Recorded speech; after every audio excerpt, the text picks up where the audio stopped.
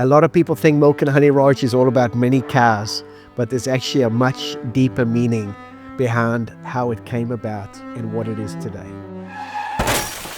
I came inside, the kids were there. I said, Mom's been in an accident. I didn't know if she was going to make it through the night. Sometimes people ask me how I met my wife. I didn't like her. You couldn't get me out of your mind. Yeah, so that's true. Kind I of kept what thinking, I don't like this girl. She broke up with me. it was all your idea. Just because it's the right thing doesn't mean it's easy. The Lord is able to bring something good out of everything. I went to sleep a multimillionaire, woke up broke. Little did I know the seeds that I was sowing for others, God was going to use to save this ranch. And if you want to know more, listen to this podcast. Sometimes people ask me how I met my wife. And I refer them to the movie Pretty Woman. Oh, gosh. No. We actually grew up not far from each other, but I'm 4 years older than her. So in school terms, that's a long time. That's a senior and a freshman Yeah. by US terms. So seniors and freshmen don't really mix. Yes. So we didn't know each other. And but as it turns out, my mom taught children's church at our church, which was huge. It was like a 7,000 person church. And Daniela had gone through that children's church, so she knew my mom. But we didn't know any of this until later when we connected. But I was in church one night, and because the church was so big, you just knew your section. So I knew my section well. And the one night I went to church, and there was this new fox there, you know, not that you're at church to meet people, but I did notice her. And while we were worshiping, you know, I was kind of looking over, checking her out. But I was extremely shy, like cripplingly shy. And so I was so scared. Now I understand what it was, but I was so scared of rejection that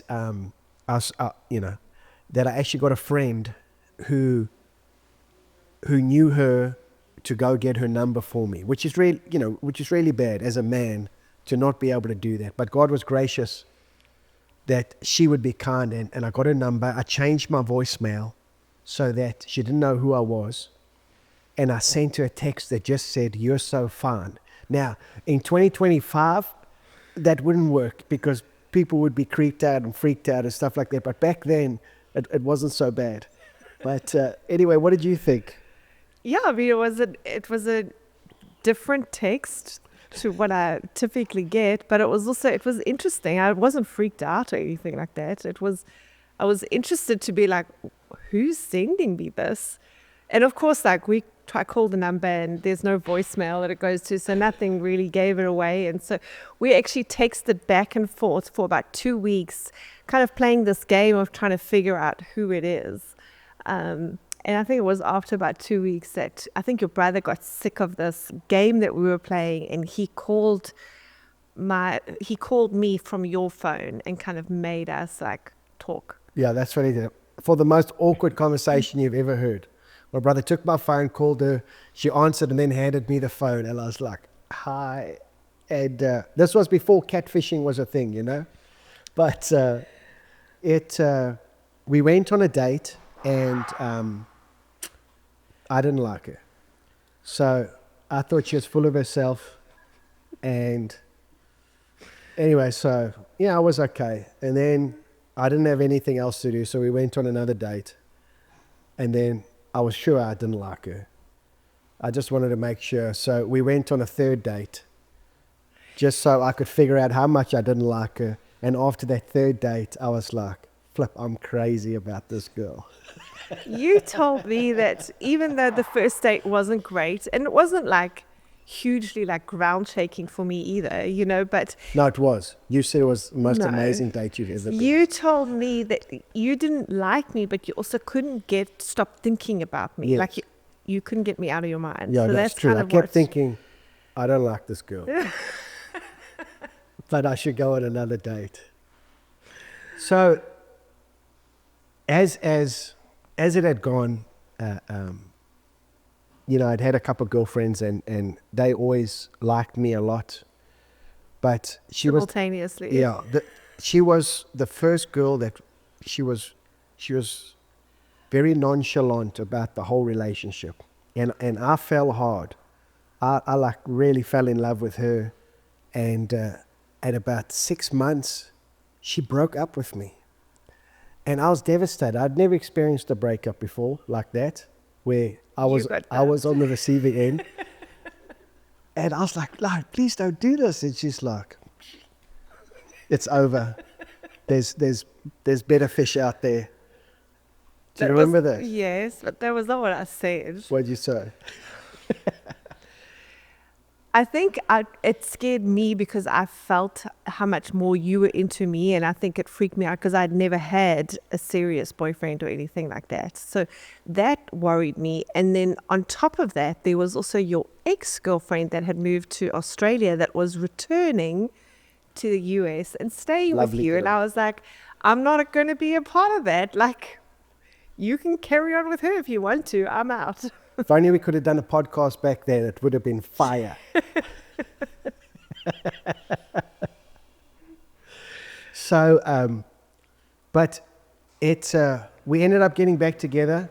She had this epiphany that she would never meet anybody better than me, and God really had to give her a vision. She saw a ladder come down from heaven. You're talking And like, she said, are you just adding things into it? tell us a story. Well, it kind of lined up while we were broken up. I had, I guess I had a come to Jesus moment unrelated to you, but where I really kind of gave my life back to Jesus in a sense of like, I'm all in. And I think it was through that you started to be a little bit more appealing because of your stance and your relationship with the Lord. Whereas before it was kind of like I was indifferent. Before, she thought I was a bit lame because I didn't want to hit the clubs and, all of that stuff. And her friends hated me for it. I'm not sure why. But maybe they felt bad that they were going clubbing and I was like, no, I'm not doing that. And so maybe they felt judged. Maybe. Anyway, to her friends, I forgive you. Yeah. And that was when I kind of gave my life to Jesus like that. I stopped, I think my social life up until that point was probably an idol for me. And obviously when I gave my life to Jesus, that was no longer a priority in my life. And I never stopped. I stopped drinking and stopped going to the clubs and all those kinds of things. So we, not long after that, I don't know how long we dated after that, a few months, I actually ended up moving to the US. My brother had been recruited to play rugby and to a little town called Aspen, where the beer flows like wine and the women instinctively flock like the salmon of Capistrano. But anyway, so back then there wasn't all the technology, plus you had the time difference and all of that. So 8-hour time difference. 8-hour time difference. There wasn't Skype. We had wasn't dial-up internet. Oh my gosh! And so we long distance dated 3 years. 3 years. The only thing that would have been harder is if we had to write each other like letters by hand. So at least we had email, but that was really tough. I was still in South Africa. I decided to stay and finish my degree. So I was in college. So I was finishing my degree and you were living in Aspen already. And so there was a few times that, she got cold feet and she said she wants to date other people. No. I was in, from that day forward, we were engaged for 2.5 of those 3 years. So we were committed. But he had the cold feet right before the wedding. He had the cold feet because, well, you can tell the story better, but you were so worried that you were going to be like your father, and that's where the cold feet came from. It wasn't so much me as much as it was he wanted to be a good husband and a good man and was worried he was not going to be. Yes. My dad was a great example of what not to be. And he had a crazy temper, very violent, beat my mom a lot, threw us out of the house, things like that. So I never wanted to be like that. The problem was I had a really bad temper. And so I had the propensity to be exactly like my dad, which was awful. I'd rather be single than ever lose control and put my hands on my wife or a woman. And so I just had this fear come over me, like right by our wedding, that I can't do this. Like, I don't want to put her in a position like that because I'm scared I'm not going to be able to control myself. And so I called the wedding off, and she did an emergency flight out to Aspen to try save the wedding. And we went and we sat down with the pastor who was doing our counseling, who's he's a great man, very calm, gentle man. And anyway, I shared the stuff with him, and he said, you know what, if you're not nervous about the person you're marrying, something's wrong. Like, then you're not considering everything that you need to consider. And at some point he said, you will marry this girl. And I was like, yes, sir. And I just needed that in my life, because I didn't have a father figure or anything like that. I just needed an authority to step in and put me at ease. And I'm happy to say that, I can count on one hand the amount of times I've beat my wife. People won't know you're joking. I'm just joking. Well, we have such a peaceful household that And he's never laid hands on I've me. never laid hands on her. And I mean, God really delivered me. He really delivered me of that. In church, I remember the pastor was preaching, if you are in Christ, you are a new creation. Now, I've grown up as a Christian, but I always had this anger. I always had this rage. But that day, God delivered me of this rage.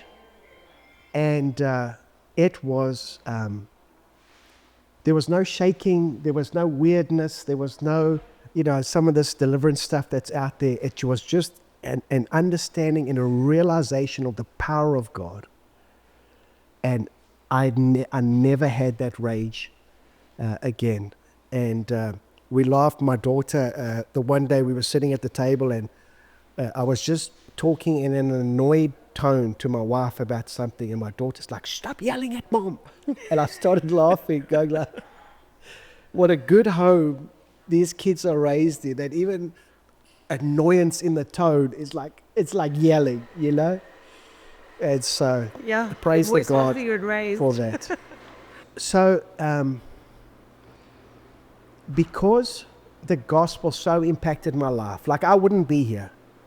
It's not, that I was just a nice person and I kind of fell into Christianity. Like I tell you, with the rage and things like that, I mean, I've got a propensity to do bad like nobody would believe, to be addicted to things and all of that. I've just got that personality that, if harnessed in the right ways, is really good. But I'm so grateful to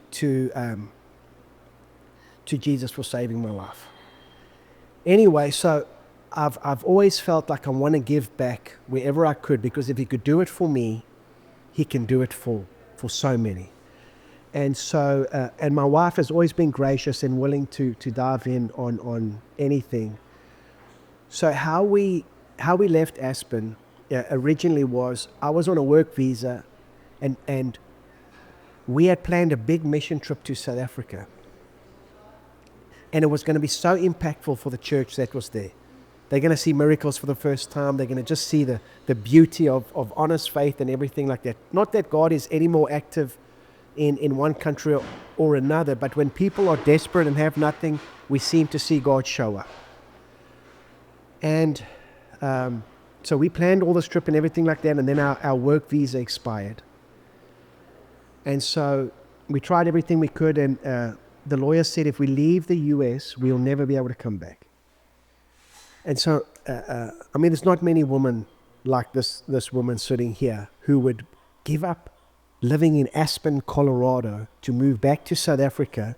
I had a 10-month-old. Joshua was not 10 months, sorry, 10-week-old. 10-week-old. So we had 2 kids under 3, and she said, let's do it. We prayed and we believed that this mission trip was going to be so significant for the church that it was worth our sacrifice. And so we packed up and we left the US to never return. And we led the mission trip. It was everything that we had hoped it was. And then Everybody else went back to Colorado and we stayed in South Africa. and nothing worked out. Nothing worked out. I couldn't get a job. I couldn't get work. We were trying to plant churches. That wasn't working. So none of the things that we hoped would happen. And we ran out of money. And I don't normally tell my wife financial things, not because she's not smart or anything like that. Just in our relationship, she took care of diapers and I took care of making sure there was money to pay for the diapers. And anyway, we were down to 1,200 Rand, which is less than $100. And I was like, okay, I need to tell my wife we're in trouble. And so I called her, I said, hey babes, I just want to tell you, like, we've only got 1,200 Rand left. She's like, I just spent 800 at the shops. At the grocery store. The grocery store. I was like, oh my gosh.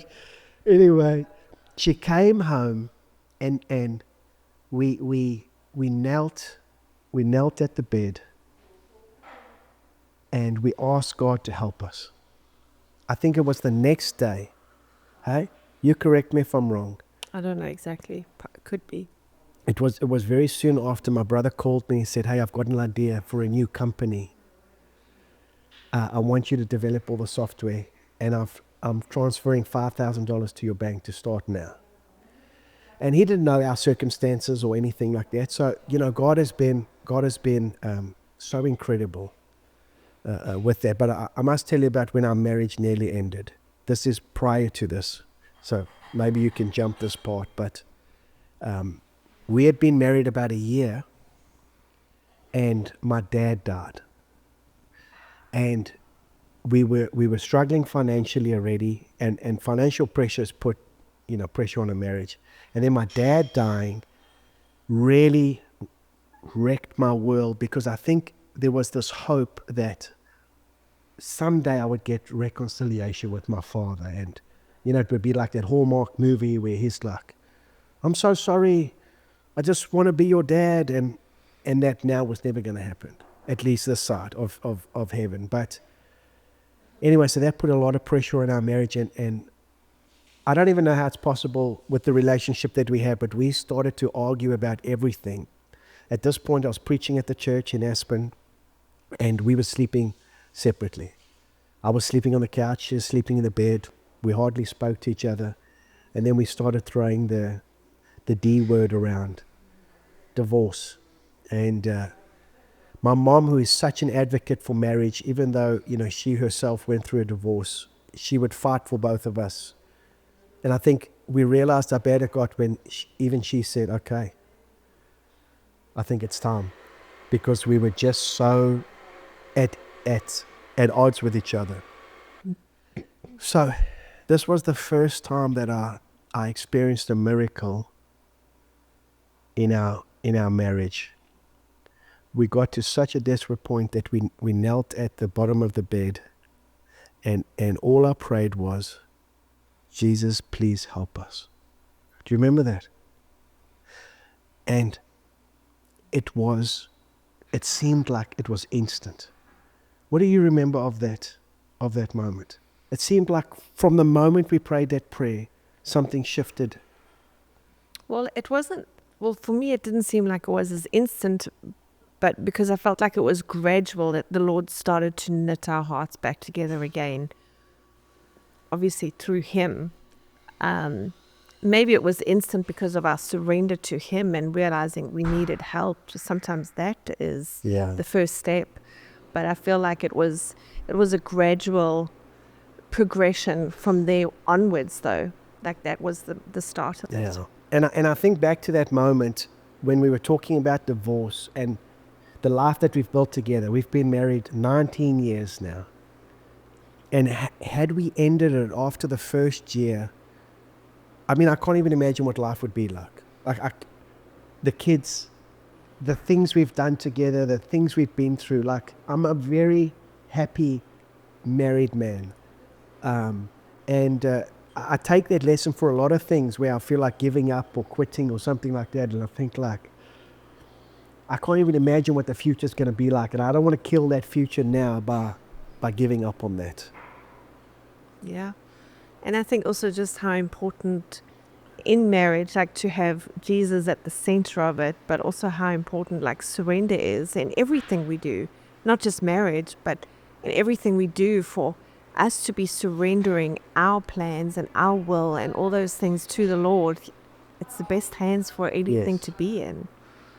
For sure, and to have God's word as that, like that thing that you can't get past. Like if there's a scripture like where it says that, if I'm not taking care of my wife well, God's not hearing my prayers. Like that's how much He cares about how I treat my wife and how I take care of her, and these things, and forgiveness. Forgiveness is such a big one, because you just can't skirt around it. There's no excuse. And I think that makes for a really solid marriage. Huh? For sure. Okay.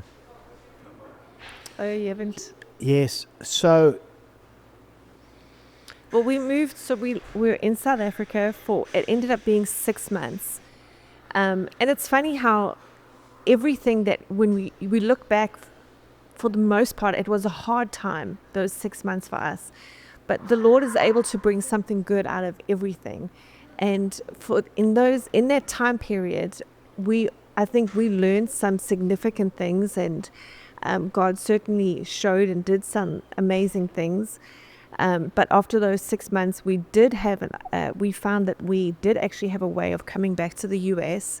So you went first to help with the business and stuff like that, and I stayed in South Africa with the kids. And I remember you called me and you were like, what do you think if I don't come back and you just come with the kids? And I was like, okay, here we go again. yeah, so that too was a miracle, because the lawyer said we could never come back. And it turns out, because my wife is a German citizen, she could come back. She didn't need to get like another Work visa and all of that, which I couldn't get any more work visas. They had like a treaty between Germany and anyway, long story. And she's a German citizen. We were able to come back on that, and his brother, who was starting the business, was already in Houston. So we moved, and just because it was family as well as business, we moved from South Africa to Houston, and we lived there for 10 years. And then you can tell, I guess, what brought us to Brenham, because it was all your idea. Anyway, it's but just quickly how we got to Houston. So my niece actually had a stroke at a few days old while living in Aspen, Colorado. After she was born, they thought it was from the vaccines or something like that. They weren't sure. So my brother moved to Houston to be by the medical center and to start this business. After all the stuff they had been through, they wanted to help others to not have to make the mistakes and all the stuff that they went through. So that's why Houston. But yes, being in technology, I'd been very comfortable. The more state of the art, the better for me. When Uber Eats came out, I was like, this was made for me. From my phone, I just order the food and it shows up at my house. I loved it. We had all the tech, we had all these things. We had just built our dream home. We finally had a little bit of money. And then COVID happened. Then we had a huge freeze that shut down Texas. We didn't have power, water, or Uber Eats. The three things to keep you alive. And it really rocked me in realizing just how useless we were as a family, that we didn't know how to do anything outside of electricity. I didn't know how to fix a water pipe. We didn't plant anything. We didn't do anything. And I was like, we have to become more self-sufficient. I'm not talking about prepper level, but just like that we are able to do something. So I floated the idea by my wife about us getting a ranch to like learn farming and these things as like a weekend thing. And she was all for it. She was very supportive. And then the more... My only condition was that it was only about an hour to an hour and a half outside of Houston. So, because I knew we're not big like road trip people, I knew that we wouldn't use it if we had to drive longer than that. So Yeah. that was kind of my one thing. So the more I started watching these homestead videos on YouTube, which is where I learn everything, I started to realize that as a weekend thing, this is never going to work. Like, we have to be invested in this. And also, I was really tired of the city, and I felt like the kids were just getting very materialistic. Well, the kids and my wife. Me, I'm always walking a holy road. But the final straw for me to know that we were going to move, we were at the Ritz-Carlton in California, which is, as a South African who grew up without much and stuff like that, here we are vacationing at the Ritz-Carlton, and the kids are like, this place sucks, and I was like, that's it. And so I told my wife. In their defense, it was shortly after COVID, so everything and everywhere was just kind of crazy. Yes, but anyway, so I said to my wife, hey, what do you think about us moving to the ranch? And she was like, yes, one day maybe. And so I really tried to, I wanted to make this decision together, and for us to do this in partnership and holding hands and skipping down the prairie and all of that. But she was not having it. She really liked where we lived in Houston. She loved the home we built. And so I would tell her at night, let's move to the ranch, while she's sleeping. I tried like Inception, and it didn't work. None of it worked. And eventually I had like a tough day that just was like the final straw for me, that I wanted to leave Houston. And I came home and I said to her, there's nobody on this planet that I love more and whose opinion I value more than yours. But I'm not listening to you anymore. We're moving to the ranch, and I just need you to trust me. And if you don't want to come, that's fine. We'll find someone else. And He pretty much said those words. I'd like for you to come, but if you don't, I'll find someone else. obviously, I didn't want to find someone else, but I was desperate. And anyway, so we came out. I'd already bought this ranch, and it was ugly. It had been like really dilapidated. It seemed very abandoned. All the posts were rotten. None of the wells worked. The house was completely destroyed. All of this stuff. And when I showed my wife this, not telling her I'd already bought this, I was like, what do you think? She's like, yeah, we should keep looking. I was like, no, look harder. Anyway, she's so gracious. And my kids weren't happy. My daughter was the most mad because she was 13. I was taking her out of the life she's ever known. And she said those beautiful words that every father longs to hear from their daughter: you've ruined my life. And it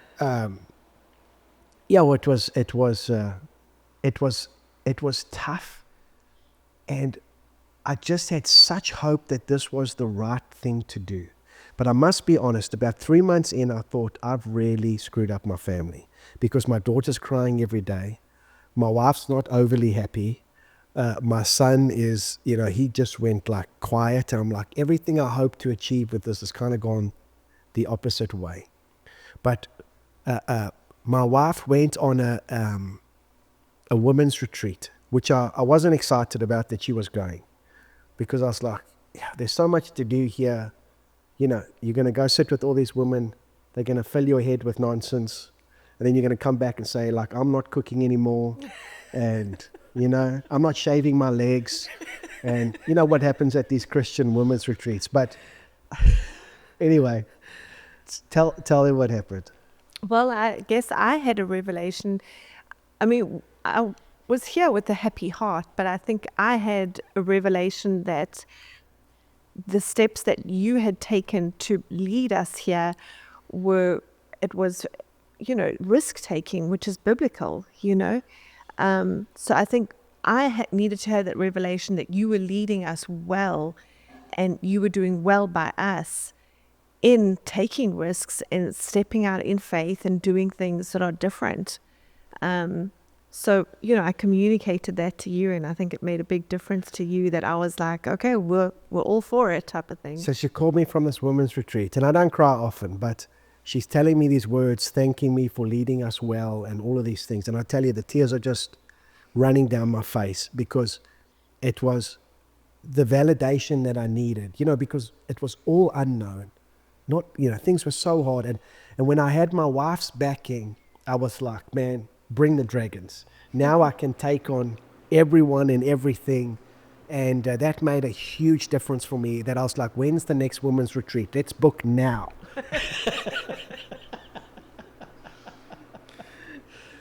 But the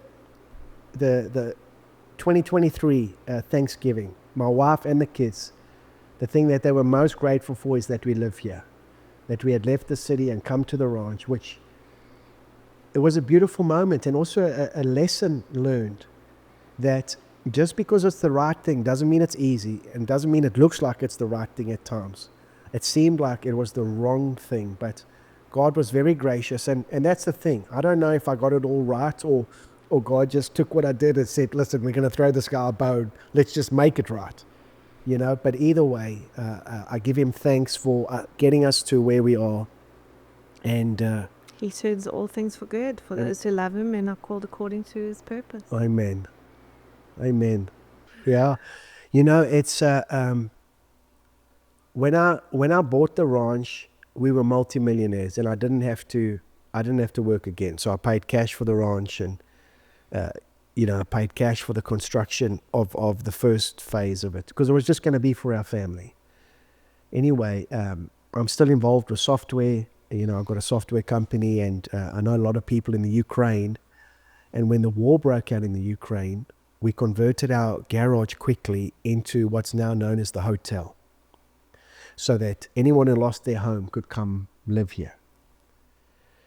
And little did I know, the seeds that I was sowing for others, God was going to use to save this ranch.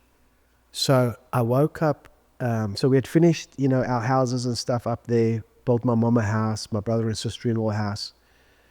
And I woke up 3 o'clock in the morning just feeling sick.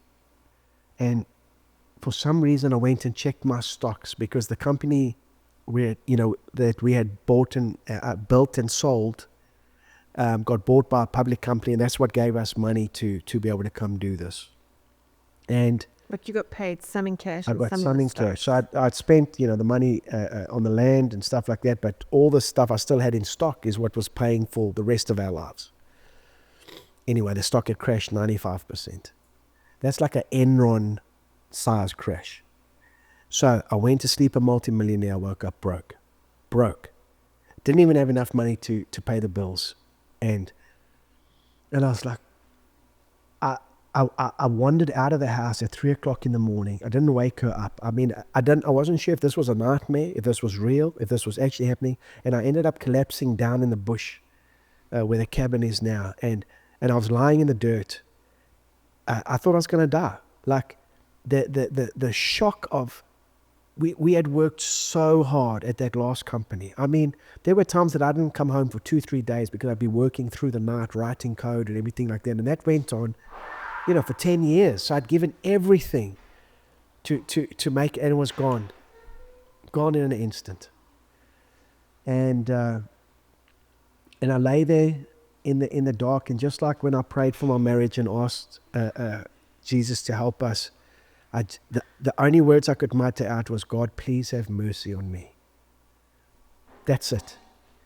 And I still think today that and the prayer for my marriage are the two most powerful prayers I've ever prayed. They were prayers of sheer desperation. I didn't know what we were going to do, how we were going to do it, but God had mercy on us. And I ended up putting the hotel on Airbnb to help pay some of the bills, not knowing if anyone's ever going to book. I mean, to me, we were in the middle of nowhere. And I started taking any contracting jobs I could get, consulting jobs. You know, I was doing whatever I could. I was working 2, 3, 4 jobs just to pay the bills, to keep the ranch going. And the hotel started to book, and then it started to book some more, and then it started to book some more, and then it started to book so much that we had a mobile home that we had put on the land for the housekeeper. She never ended up coming, so we put that on Airbnb. That started to book. It's just like, this is incredible. Like, it really was like the story of Elijah with the woman with the jars of oil. The more places we built, the more God filled them. But we were having to trust him week by week by week. And I never put that pressure on my wife. You know, I handled the finances and stuff like that. But it was, I'm telling you, like, we literally lived from week to week to week. And then, yes, you know, people think we're so rich because of this ranch and stuff like that, not knowing, like, every animal feed bill, every time plumbing broke, every time, I mean, the stress and pressure of keeping this place going was immense. But you had the joy of meeting all these new people coming through Airbnb. And anyway, end of 2023, we had built up enough to build a few more units. And so I said to Daniela, we're going all in. And my sweet wife has fought me all along the way of turning this place into what it is. You know, she just wants a nice, quiet home, and there's people here all the time. And I said, my wife, I'm trying to get this job, I'm trying to get this job. The only thing where we're making a little bit of money is through the Airbnb. Like, so I'm going where the fish are, you know. And I applied for like 40 jobs for technology and stuff like that. And I'm well qualified. I've got my master's. I've taken a company from the ground up to sale, to like all of these things. And I could not get one job. So I was just like, okay, God, you're closing those doors. This must be what you want me to do.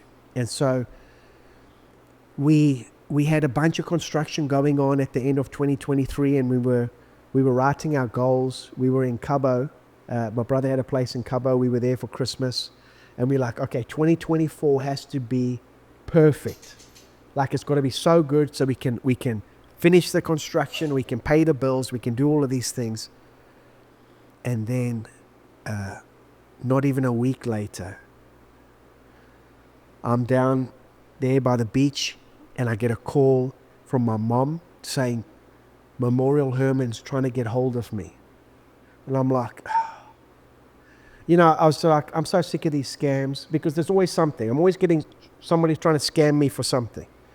So my mom's like, they're asking about Daniela. Will you call them? So I call them, and I say, hey, this is Brent Phillips. He's like, yes, thank you for calling us. We've been trying to get hold of you. Is your wife Daniela Phillips? And sure. And I realize it's real. And he says they've life-flighted her. And anyway, the guy tells me the address. I said, listen, I don't even know what you're saying right now. Like, just text me the address, please. And I'm coming. And anyway, I remember just stopping in that moment. I didn't panic. I didn't run. I didn't scream. I didn't cry. I walked slowly from the beach up to my house where the kids were, because I knew this was only going to be by the hand of God. So my rushing, my panic, my freaking out wasn't going to do anything. And there was just this immediate peace and calmness that was miraculous. And I walked up to the house, and my mom was outside there, and I said, Mom, please just go sit inside with the kids.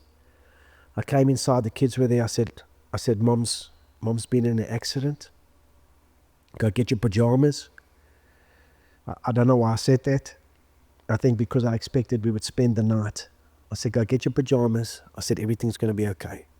Anyway, I said, don't panic. I said, don't panic. Everything's going to be okay. Anyway, my son panicked. He freaked out. He was like a wounded buffalo, is the only way that I can describe him. My daughter just went quiet. And the weather was still bad that day, and we're driving down to the hospital. And I said to the kids, I said, I can promise you this, that no matter what, we are going to see the goodness of God in this situation.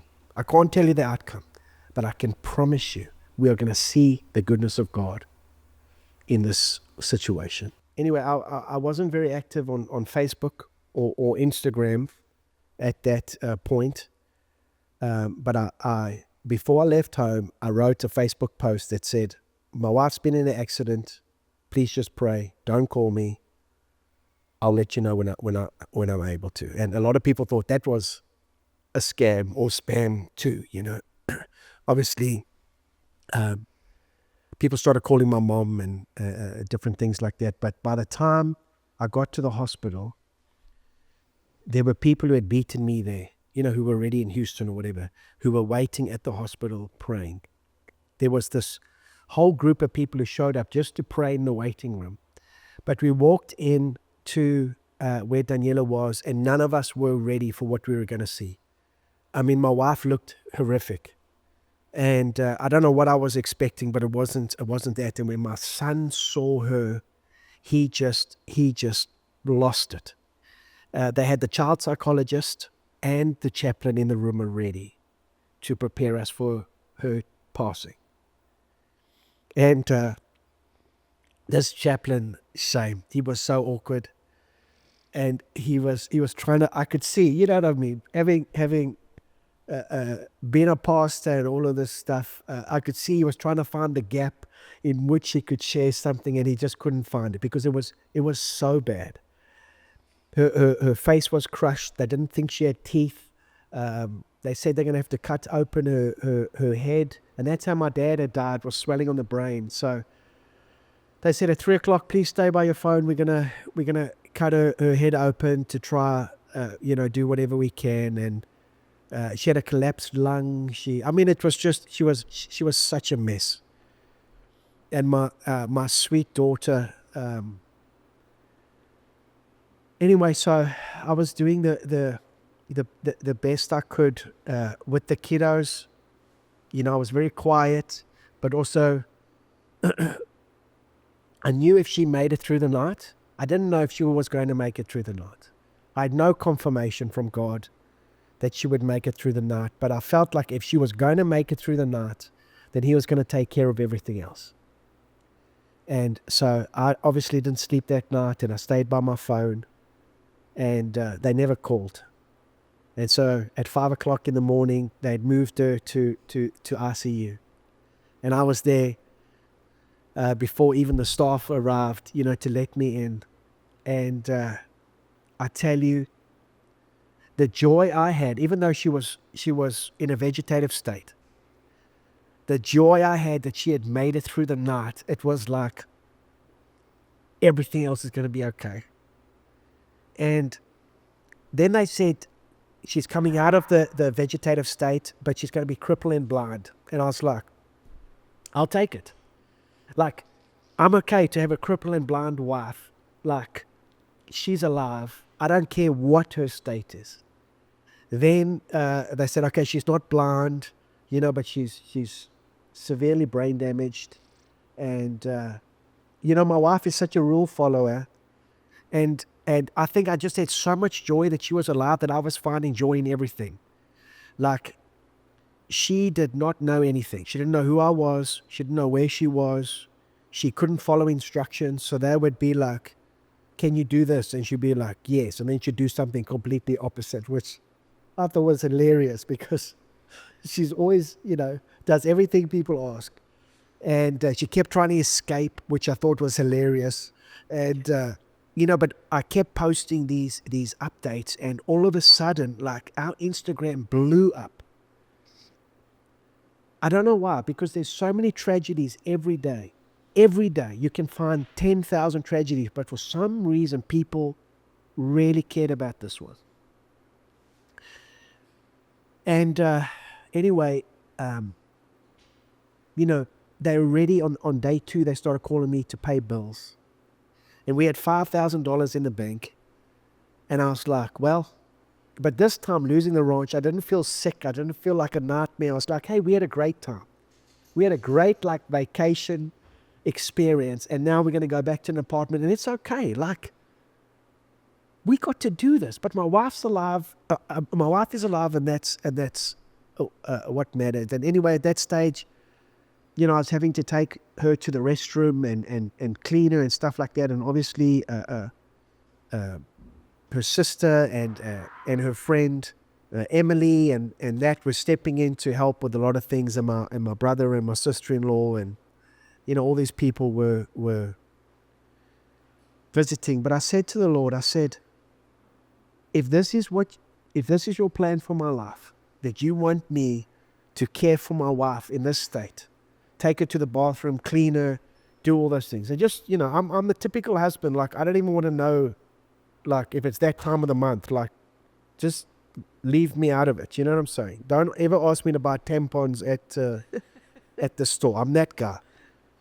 And God just gave me such compassion and grace and that to do all these things. And I said, I'll do it. If this is what you want from my life, I will do it. I don't ever have to write another line of code. I don't need the ranch. Like, I will take care of my wife for the rest of my life, and I will get to heaven, and you will say, well done, my good and faithful servant. If this is what you choose for me, I accept. And people started pouring out kindness and grace. And while we were in the hospital, the ranch bookings grew 1,300% from the year before. People were just wanting to support. We had guests that had stayed here once that we didn't know they're more than guests. They were giving us art to sell, to raise money. We had other people donating money, people we don't know. And it was just this crazy thing. And Instagram was blowing up, and she was recovering. And so out of this tragedy came the greatest miracle that I've ever seen in my life. And not only that, but the lasting effect, the fact that we're even sitting here having this podcast, is only because of this accident. I don't even know how we could even tell our story without this accident. And not that I think that God caused it, but He's done such an amazing job in using it, that it's become like the bedrock of everything that this ranch has become, has been out of the miraculous hand of God, saving my wife. I mean, still to this day, this is a year later, we have people showing up at the ranch who started following us when she was in the accident, that would never have heard or cared or anything like that. And here's the most beautiful thing about all of this. My wife never remembers having any pain because she doesn't remember being in the hospital. So God spared her of the trauma of having the accident, of going through the accident and all of that stuff.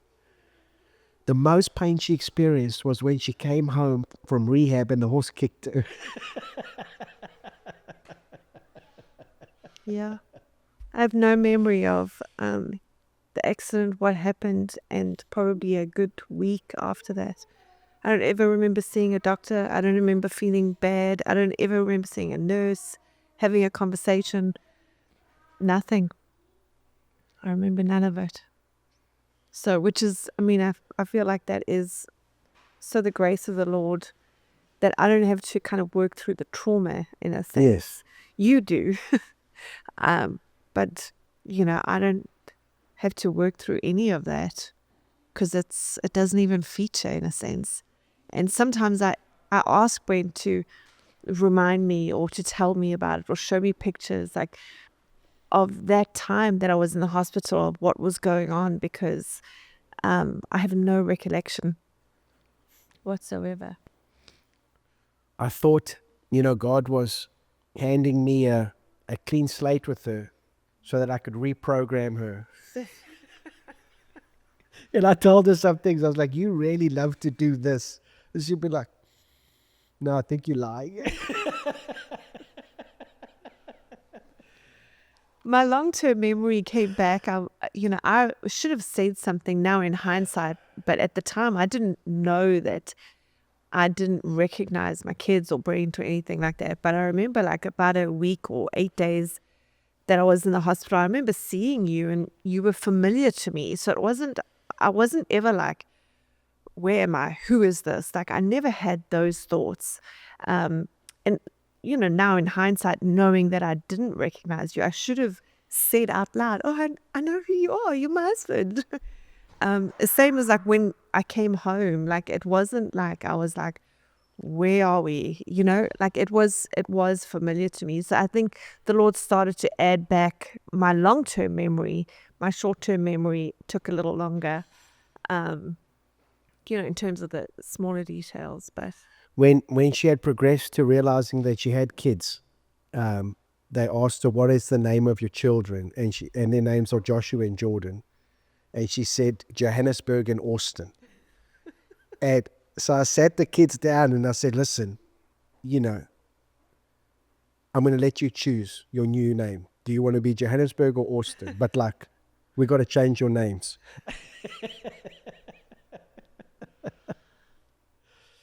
Yeah. When I bought the ranch, I was thinking about what names it could be. And I wanted it to be a place of restoration, redemption, just the stuff that we were going through in our lives. And so it was going to be a redemption ranch and all of these things, and nothing really fitted. Do you remember when we decided on it being Milk and Honey Ranch? no, I don't remember. But I feel like it was a quick decision. I don't even remember us going through a bunch of other options. Yeah. I don't know if it was me who came up with it. I can't remember I'm who. sure it was. But I'd always been fascinated of the story of the Israelites going to the land flowing with milk and honey. It just sounded so delicious, And so when we decided on that, it really just felt like it was a good fit. And the land flowing with milk and honey. And when we were coming to choose the name of the cafe, when we built the cafe, it was actually somebody online who's like, "Call it Flow." And I was like, genius. It just, so God has been so gracious in fitting all of those things together. And one other quick story about my wife. We had 2 cows that were pregnant before the accident. We had somebody come out and check the cows because we were worried about one of them. And this guy thought that, just how her udders were, how things were sitting, all of the stuff, that one of them was going to be stillborn. So we were quite sad about that. Anyway, my wife had the accident, and then the night that she went from critical to stable, we had 2 little cows born. And I thought it was so significant. And so we named them Danny and Ella for Daniela. And you can see them out the window there, those 2 little cows. And so every time I see them, I'm just reminded of God's faithfulness.